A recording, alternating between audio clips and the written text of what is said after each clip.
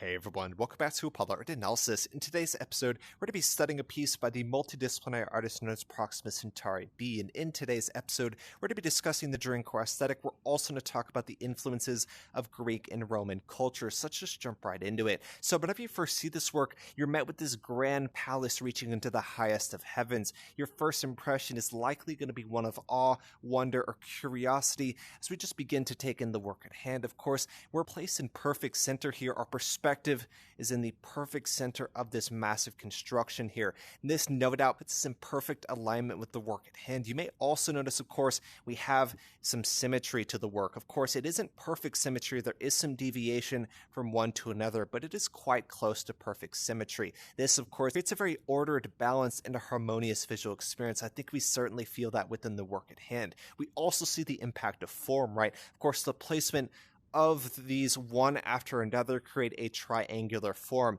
This also gives us a sense of balance, a sense of harmony within the work at hand. I think we certainly see that within the composition before us. We also see a brilliant array of color, right? The main sets that I'm seeing is this pinkish orange, like a reddish orange, but aside from that, we have everything from blue to green, yellow, so much going on within the work at hand. Of course, this is upon that base foundation of that reddish orange, and then up to the sky, much closer to space in the heavens, we have that kind of bluish black as you fade away from the atmosphere. But within this work, the colors are absolutely beautiful. You know, even though there are a lot of colors going on here, it's not chaotic, it's not wild. It is quite balanced upon those two bases that we just mentioned here. I wanted to ask you guys, how do y'all feel when you view this composition, or what words or phrases or ideas are coming to mind when you're viewing this work? It is absolutely beautiful. When we look at this piece, of course, our perspective is kind of floating as if we're in alignment. You know, we're floating high above the city,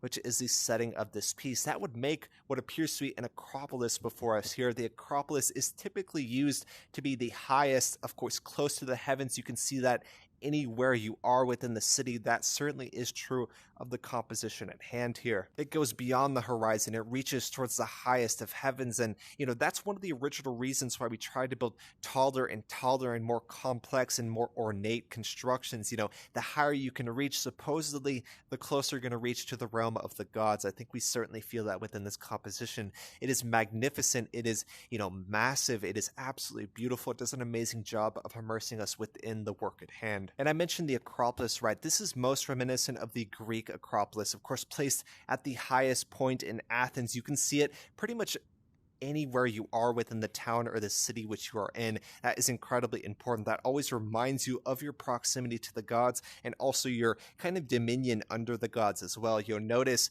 the city within the work at hand is actually a very dense urban landscape, it appears to be. But when you look at this work, it just transcends that. It dwarfs that. It goes way beyond that. I think that's incredibly important to the symbolism at hand. And of course, the Greco-Roman influences within this work, right? We have those pillars, and we have those ordered columns, which just go one after another. That sense of balance, that sense of order. And of course, yes, the column and even the frieze upon that, those are all incredibly important. You know, the pediment, the frieze, columns. I'm not sure exactly what type of columns they are. They actually appear to be quite different from one to another, but regardless, you do see the influences of Greek and Roman culture within the work at hand. And the title of this work, as "If You Need Me, I'll Be in My Mind Palace," kind of points to what we're looking at, right? This is a world of imagination. Most specifically, this is part of the Dream Core aesthetic. You have something which goes far beyond reality, of course, surrealism, but it also is, you know, positive as well. Sometimes we see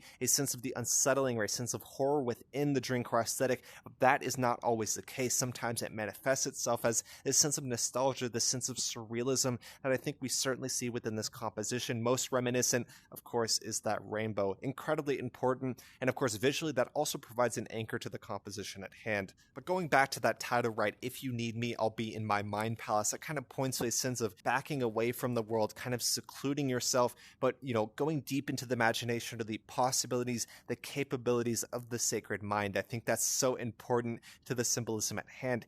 In the mind, you can create vast worlds. You can, almost create something out of nothing. That's why I love art and creativity in the first place. And we certainly see that this is the mind palace. It is the peak of imagination, the peak of the most sacred. And we certainly feel that within this composition. I really hope you'll enjoy today. I wanted to ask you guys, what do y'all see when you view this composition? Once again, what is coming to mind when you're viewing this work? At the end of the day, the imagination is one of the only things which can transcend reality, create entire new experiences, and yes, reach to the highest of heavens. Really hope you'll enjoyed, like I said. The work before us today is an AI generative artwork, actually using OpenAI's DALL-E 3. This is one of the first works, I believe it actually is the first work that I've ever studied using DALL-E 3. I first saw the iteration and rollout of DALL-E 2, and so it's fascinating to see the third iteration and third version of that.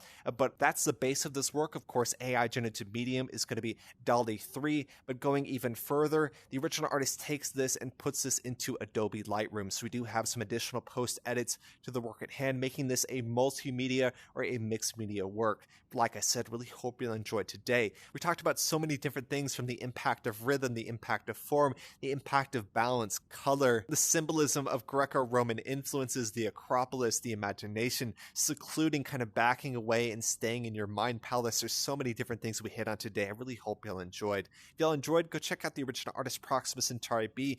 That artist is doing some amazing stuff in multiple different mediums. Of course, primarily AI generative, but the original artist, like we just mentioned, does some post edits and even some illustration, digital paint and Procreate. So there's a lot of different dynamic displays which this artist creates. So like I said, if y'all enjoyed this work, go check out the original artist, check out more of their stuff, doing some amazing stuff in multiple different mediums. But yeah, that's all I really have for today. Like I said, really hope y'all enjoyed.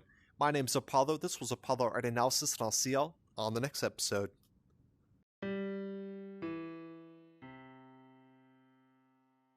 We hope you enjoyed today's episode.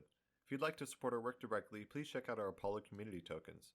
Apollo Art Exchange is an ecosystem of art appreciation which elevates artists each and every day. Thanks for listening.